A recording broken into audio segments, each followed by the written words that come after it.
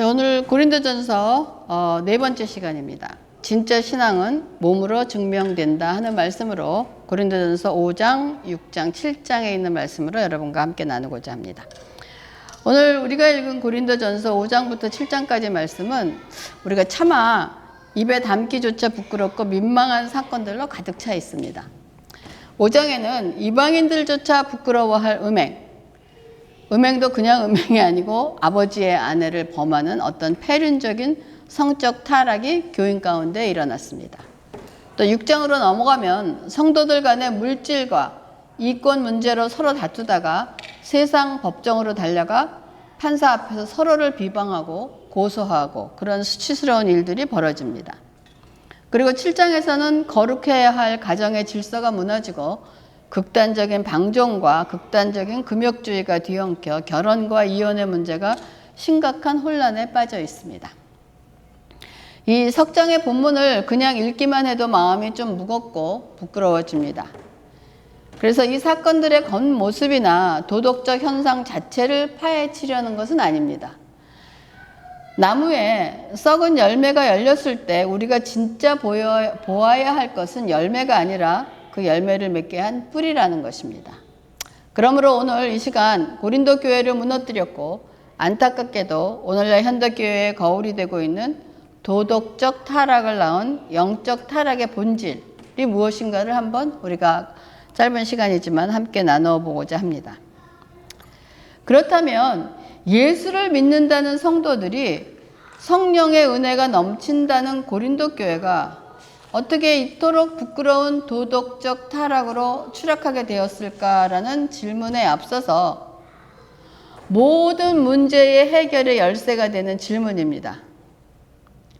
그런 타락되고 이런 민망한 일들이 벌어지는 그런 일들이 왜 일어날까라고 하는 문제를 앞서서 먼저 우리에게 질문되는 문제의 해결이 되는 열쇠가 되는 질문이 뭐냐? 내 주인이 누군가? 내 주인은 누구인가 하는 것이 우리에게 오늘날 그리스도인들에게 던져야 할 질문입니다. 이 질문 앞에 우리가 바로 서지 못했기 때문에 고린도 교회가 무너진 것입니다. 그렇다면 이 주권을 놓쳐버린 우리의 그리스도인의 성도의 삶에 침투하는 그럼 영적 질병은 과연 어떤 모습으로 나타나는지 고린도 교회를 통해서 우리가 살펴보겠습니다. 첫 번째는 죄를 보고도 아파하지 않는 영적 무감각입니다. 오늘날 그렇습니다. 고린도전서 5장 1절과 2절에 너희 중에 심지어 음행이 있다 함을 들으니 그런 음행은 이방인 중에서도 없는 것이라 누가 그 아버지의 아내를 취하였다 하는도다. 그리하고도 너희가 오히려 교만하여져서 어찌하여 통한이 여기지 아니하고 그 일 행한 자를 너희 중에 쫓아내지 아니하였느냐라고 얘기하고 있습니다. 여기서 바울이 가장 안타까워하며 분노한 지점이 어디입니까? 고린도 교회는 세상 사람들도 부끄러워할 죄가 교회 안에 들어왔는데도 통증을 느끼지 못하고 있다는 것입니다. 죄를 보고도 아파하며 회개하는 눈물도 사라져버렸다는 것입니다. 그런데 이러한 현상이 교만으로부터 왔다고 바울은 애통해하고 있습니다. 여기서 바울이 지적한 교만과 통한이 애통이 여기지 않음의 연결고리가 교만과 그러면은 통한이 여기지 않는 것이 왜 연결고리가 돼서 영적 타락이 되는가를 우리가 구조적으로 이해하는 핵심 열쇠가 되는 것입니다.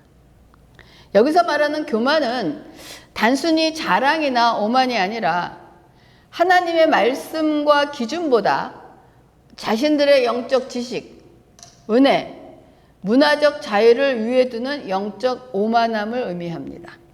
근데 저는 이 말씀을 준비하면서 이 말씀을 들으면서 이것이 고린도 교회에만 있는 것이 아니고 오늘날 우리에게도 이러한 것이 우리도 모르게 이러한 우를 범하고 있지 않나 하는 생각을 합니다. 우리가 이 모든 교회 앞에 가면 미국 교회, 한국은 좀 덜하지만 미국 교회 많은 교회 가면 저 레인보우 같은 그런 것이 이렇게 붙어 있습니다. 그것이 많은 하나님의 말씀과 기준보다 그거를 얘기하는 것이 모든 죄인이나 모든 사람도 웰컴한다는 의미에서 갖다 붙인 것입니다. 근데 그것이 정말 하나님의 말씀과 기준보다 우리의 그런 그 문화적인 자유나 어떤 휴머니즘에 관해 그걸 베이직으로 해서 내온 슬로건이 아닌가 하는 생각을 하게 되는 거예요. 이것이 우리가 영적 교만이 아닌가, 오늘날 우리가 이러한 오만에 빠져 있지 않는가 하는 것을 생각해 보게 됩니다. 한마디로 하나님이 가르쳐 주신 기준보다 내 생각과 판단이 더 옳다고 믿는, 이건 착각입니다. 그러니까 운전을 아주 잘하는 운전자가 나는 운전 실력이 뛰어나고 한 번도 티켓 받은 적이 없고 30-40년 운전했으니까 속도 제한이나 이런 표지판쯤은 조금 무시해도 사고가 안 나 라고 과속하는 것과 같습니다. 운전 실력이 아무리 뛰어날지라도 교통법규 위에 있을 수 없듯이 우리가 아무리 영적 지식이 풍부해도 하나님의 거룩한 말씀 위에 올라설 수는 없다는 것입니다.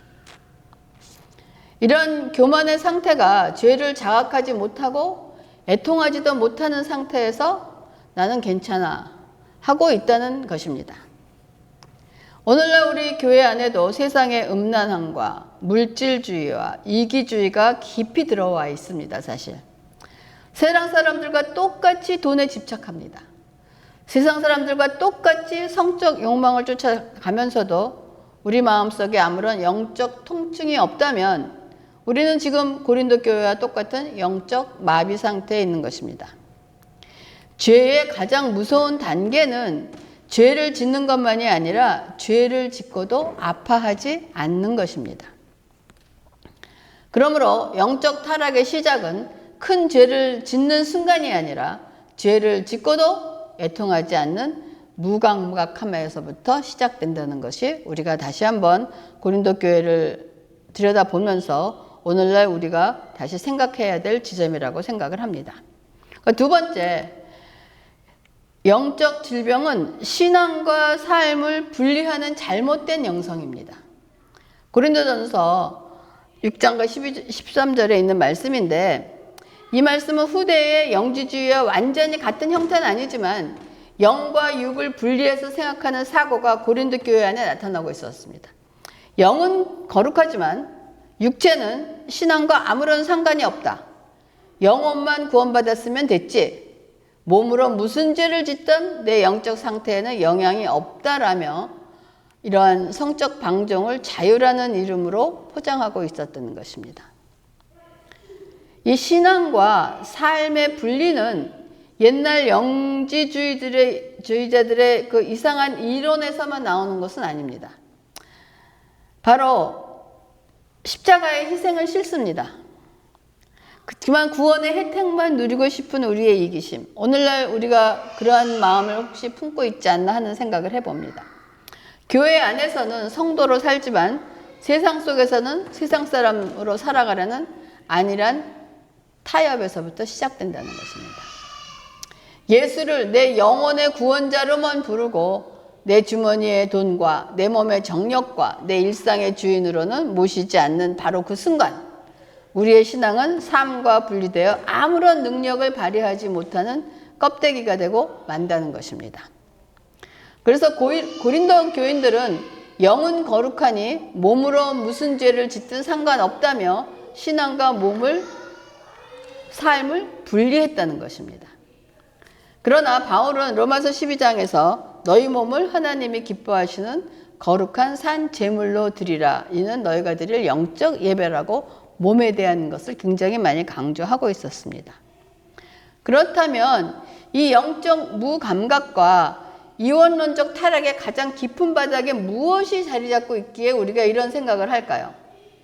그것은 바로 하나님의 주권을 잃어버린 영적 건망증이라는 것입니다. 그래서 고린도 교인들은 이렇게 얘기합니다. 고린도전서 6장 12절과 13절에 모든 것이 내게 가하다. 다 유익한 것이 가하나 다 유익한 것이 아니요 모든 것이 내게 가하나 내가 무엇이든지 얽매이지 아니하리라. 음식은 배를 위하여 있고 배는 음식을 위하여 있나니 하나님은 이것저것을 다 패하시리라. 몸은 음란을 위하여 있지 않고 오직 주를 위하여 있으며 주는 몸을 위해 계시느니라 라고 얘기하고 있습니다. 그러니까 모든 것이 내게 가하다. 그러니까 음식은 배를 위해서 있고 배는 음식을 위하여 있다. 이게 무슨 뜻입니까? 내가 배가 고프면 음식을 먹듯이 몸에 욕망이 생기면 성적 욕구를 채우는 것도 당연하다는 뜻입니다. 내 몸인데 내 마음대로 하는 게 무슨 죄야? 하는 그러한 논리를 가지고 있다는 것입니다. 그리고 오늘날 세상에 우리에게 끊임없이 주입하는 메시지가 무엇입니까? 내 인생은 네 것이라는 거야. 내 몸의 주인은 너라는 거야. 내가 원하는 대로 즐기고 내 느낌대로 살아라 하는 그런 메시지입니다.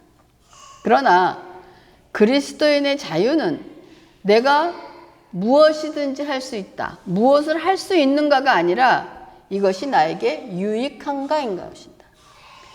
하나님께 영광이 되는가를 묻는 자유인 것입니다. 성도가 왜 도덕적으로 무너지고 성적으로 타락합니까? 도덕적 훈련이 부족해서가 아닙니다. 내 삶의 주인이 누구인가를 잊어버렸기 때문입니다.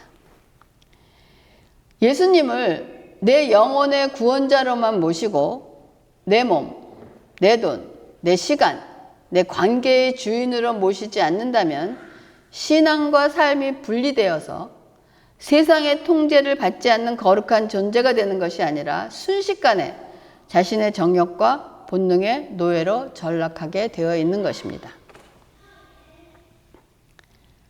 구약의 삼손을 우리가 잘 알고 있습니다. 사사기 16장 20절에도 보면 드릴라가 이르되 삼손이여 블레셋 사람이 당신에게 들이닥쳤느니라 하니 삼손이 잠을 깨며 이르기를 내가 전과 같이 나가서 몸을 떨치리라 하였으나 여호와께서 이미 자기를 떠나신 줄을 깨닫지 못하였더라.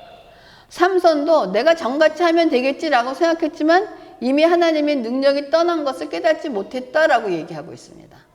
이렇게 영적 무감각의 무서움은 내가 무너지고 있다는 사실조차 모르는 것입니다. 그래서 오늘 사도 바울은 비참하게 무너져 내린 고린도 교회를 향해서 오늘 영적으로 무감각해진 우리에서 단순히 죄를 짓지 말아라, 깨끗이 살아라 라는 도덕적 훈계를 던지지 않습니다.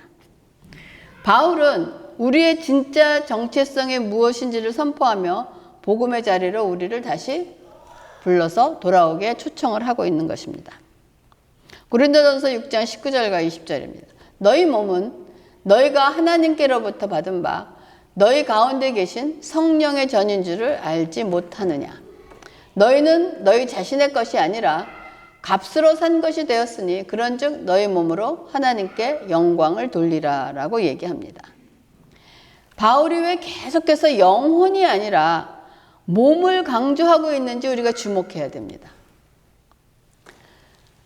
너희 영혼은 이렇게 얘기하지 않고 너희 몸은 너희 몸으로 하나님께 영광을 돌리라. 몸에 대한 얘기를 계속하고 있습니다. 그래서 로마서 12장에서는 몸을 하나님이 기뻐하시는 산 제사로 드려라 라고 얘기하고 있고 지금 고린도전서 6장에 몸은 음란을 위하여 있지 않고 오직 주를 위하여 있고 주는 몸을 위하여 계시며 몸은 하나님께 받은 것으로 성령의 전임으로 너희 몸으로 하나님께 영광을 돌리라 라고 얘기했습니다. 몸의 영성의 중요성입니다. 몸이라는 단어에 담긴 성경적 강조는 구원받은 성도의 삶에 있어서 매우 결정적인 선명한 메시지를 담고 있습니다.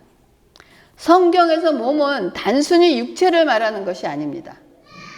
내가 실제로 살아가는 삶 전체를 말하는 것이 성경에서 말하는 몸의 의미인 것입니다. 내가 무엇을 믿는지는 입으로 말할 수 있습니다. 그러나 내가 정말 누구를 주인으로 섬기는지는 내 삶이 보여주는 것입니다. 마음으로 하나님을 사랑한다고 말하는 것은 어렵지 않습니다. I love Jesus, I love God. 그러나 내가 어디에 내 몸을 두고 있는가, 내 삶을 어디에 두고 있는가, 몸으로 무엇을 보고 듣고 행하는가, 몸으로 어떤 일에 땀을 흘리고 있는가가 나의 진짜 신앙을 증명한다는 것입니다. 하나님이 받으시는 영광은 골방에 앉아 나누는 추상적인 묵상이나 입술의 고백에만 머물러 있지 않습니다. 내 몸이 머무는 직장에서, 내 몸으로 통제하는 성적인 정결함 속에서, 내 몸의 입술과 손발로 행하는 정직과 사랑의 실천을 통해서 비로소 하나님의 영광이 받으신다는 것입니다. 바울이 이렇게 몸의 영성에 대해서 강조하는 이유는 당시 헬라 문화와 영지주의자들은 영은 신성하고 육체, 몸은 껍데기이자 감옥에 불과하다고 가르쳤기 때문입니다. 그래서 몸으로 짓는 죄를 가볍게 여겼어요. 그리고 바울은 이를 정면으로 박살내고 있는 것이 몸을 하찮게 여기는 자들에게 성령의 전이라고까지 얘기를 합니다. 예수님은 우리를 영혼만 구원해서 천국으로 데려가시는 것이 아니라 지금 이 땅에서 우리 몸으로 하나님의 다스림을 나타내는 거룩한 성전으로 삼으셨다는 것입니다. 따라서 내 몸의 욕망대로 사는 것은 하나님의 소유권을 침해하는 영적 범죄입니다. 내 몸을 거룩하게 지키는 것은 구원받은 자의 마땅한 반응이라는 것을 우리가 기억해야 됩니다. 그래서 진짜 신앙은 몸으로 증명됩니다. 이것은 우리의 삶으로 증명된다는 것. 우리가 거룩하게 살아야 구원받는다는 뜻은 아닙니다. 너희는 그 은혜에 의하여 믿음으로 말미암아 구원을 받았다는 말씀처럼 우리는 이미 은혜로 구원받았기 때문에 그 구원이 우리의 삶에서 열매로 나타난다는 뜻입니다. 누가 우리를 사셨습니까? 우리는 만왕의 왕이신 예수 그리스도께서 십자가에서 흘리신 보혈로 가장 비싼 값을 치르고 사신 하나님의 소유입니다. 하나님의 것입니다.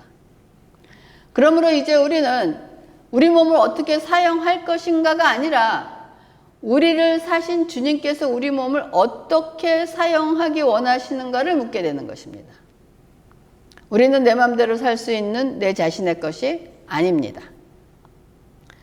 그러므로 어떻게 예수 그리스도의 피값으로 산 성전된 몸을 가지고 세상의 음란함과 욕망에 굴복할 수 있겠습니까?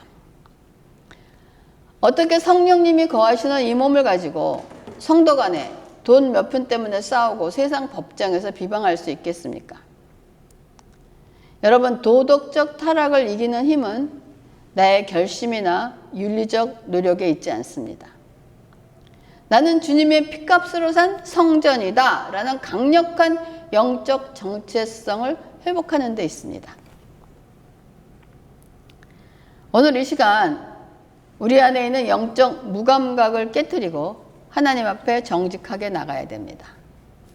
세상과 타협하며 신앙과 삶을 분리시켰던 우리의 죄를 애통하며 회개해야 합니다. 주님은 우리의 몸을 빼앗으시는 분이 아니라 십자가에서 우리를 값주고 사신 분입니다. 그리고 우리는 우리 자신을 구원하기 위해 거룩하게 사는 것이 아닙니다. 이미 십자가의 값으로 사신 바 되었기 때문에 주님의 것으로 살아가는 것입니다.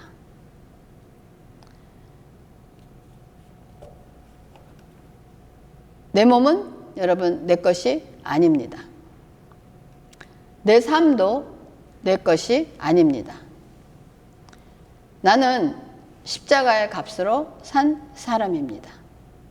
그러므로 내 몸으로 하나님께 영광을 돌리는 저와 여러분이 되기를 주님의 이름으로 축원합니다.